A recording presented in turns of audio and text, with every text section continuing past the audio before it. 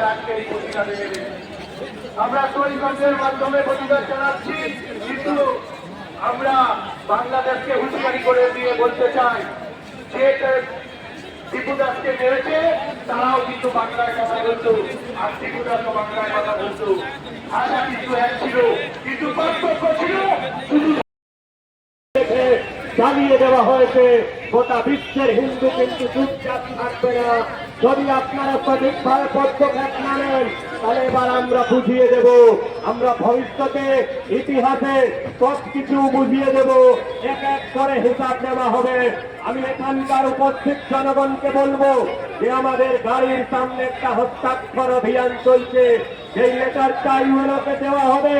যে কেন দীপু দাসকে তার ধর্মীয় পরিচয় দেখে সে একটা অল্প